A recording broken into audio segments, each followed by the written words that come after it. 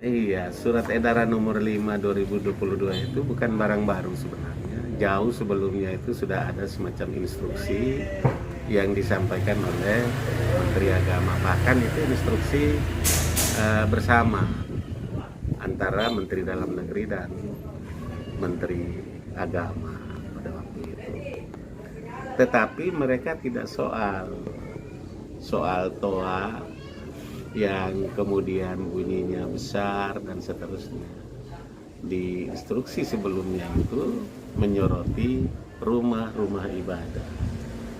Dia tidak khususkan pada masjid, musola. Sehingga saya punya ini, maaf ya, secara pribadi maupun secara kelembagaan sebagai ketua majelis kita sesalkan. Kenapa sudah dengan surat edaran lalu dalam konferensi pers beliau bisa menyatakan hal-hal seperti itu. Azan itu sunnah itu beda dengan hadis, Pak. Hadis itu berita tentang hidup berdirinya Rasulullah, hidup jatuh bangunnya Rasulullah, itu hadis. Nah, tapi kalau sunnah itu sesuatu yang keluar dari mulut Nabi, Rasul, tetapi memiliki kekuatan syar'i, memiliki kekuatan hukum, itu sunnah. Nah, azan ini sunnah dan disunahkan untuk supaya dikeraskan. Nah, kalau dikeraskan jangan dibatasi lah sampai 10 apa, itu jangan dibatasi. Nah, lagi pula kita akan bertanya, kenapa mesti terganggu dengan bunyi azan? Kenapa harus terganggu? Karena secara syar'i yang terganggu dengan azan, dengan kalimat-kalimat thayyibah itu cuma setan, begitu. Lah kita manusia kan tidak boleh, apalagi Islam ini. Malah begitu azan justru kita segera bangun. Oh, sudah waktunya, sudah ini. Itu yang pertama.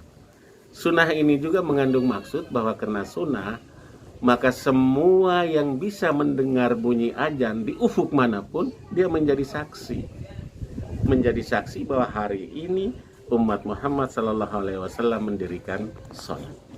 Jam ini umat Muhammad SAW sedang mendirikan sholat. Dan saksi itu akan memberikan kesaksian di yaumil akhir nanti untuk keselamatan anak manusia, khususnya umat Islam. Begitu. Yang ketiga, azan secara sederhana dipahami sebagai pertanda bahwa telah masuk waktu untuk beribadah kepada Allah. Karena itu sholat wajib, sholat biasanya disebut dengan sholat fardu, itu sebenarnya dalam tanda kutip itu adalah sholat maktubah. Nah, sholat maktubah itu sholat yang mau tidak mau harus dikerjakan kecuali ada ujur syar'i. Begitu. Mau tidak mau harus dikerjakan kecuali ada ujur syar'i. Ujur syar'i itu misalnya hujan lebat, sakit, dan macam-macam gitu.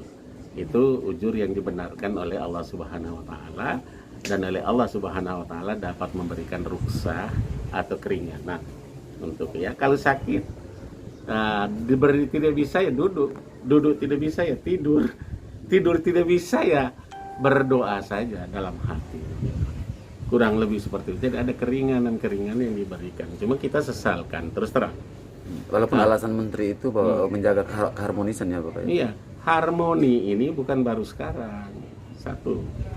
Dan dalam pandangan ilmuwan, pandangan para ulama, harmoni itu baru bisa dibentuk oleh 2 atau lebih perbedaan, Pak. Begitu. Kalau tidak ada perbedaan, tidak ada harmoni, Pak. Begitu. Dia harus 2 atau lebih perbedaan itu ada, baru bisa terjadi harmoni. Satu. Yang kedua, kita tidak perlu so harmonis. Tanya saja masyarakat sekeliling ini. Apa dia tidak suka? Tidak. Tahun 2018 itu Ibu Melania itu dituntut dengan pasal tidak senang akan azan itu. Pasal 156A. Undang-undang darurat. Nah, kenapa? Karena dia bukan ini tadi bilang, kenapa azan ini? nyesal saja, ngeluh saja masuk kok urusannya. Urusan, tapi ini menyatakan, menyerupakan, memisalkan anjing. Apakah anjing itu dia gonggong pada waktu-waktu tertentu? Waktu asar baru dia gonggong? Kan tidak. Waktu dohor baru dia gonggong? Tidak juga. Waktu isya, waktu subuh baru dia gonggong? Kan tidak. Ya namanya anjing. Bapak, MUI secara organisasinya apakah mendukung ini Pak? Karena setahu saya MUI seluruh secara keorganisasiannya mendukung surat edaran ini Pak. Nah, mendukung surat edaran itu mendukung pengaturan, ya, pengaturan penggunaan alat-alat pengeras suara. Nah, yang kita tidak dukung itu, kenapa mengatur penggunaan alat-alat pengeras suara itu cuma di rumah ibadah yang namanya masjid dan musola. Beliau Menteri Agama bukan untuk orang Islam saja, tetapi Menteri Agamanya seluruh Indonesia, seluruh umat beragama di Indonesia. Dan seluruh umat beragama di Indonesia ini menggunakan pengeras suara. Nah, apa salahnya kalau klausul yang disebutkan di dalam surat edaran nomor 5 tahun 2022 itu dia menyebutkan seluruh rumah ibadah agar menggunakan alat pengeras suara, tetap memperhatikan hal-hal sebagai berikut. Apa salahnya kalau dia mengatakan seperti ini? Kenapa dia menunjuk langsung kepada ini? Seolah-olah biang ricu itu datang dari masjid, biang ricu itu datang dari musola.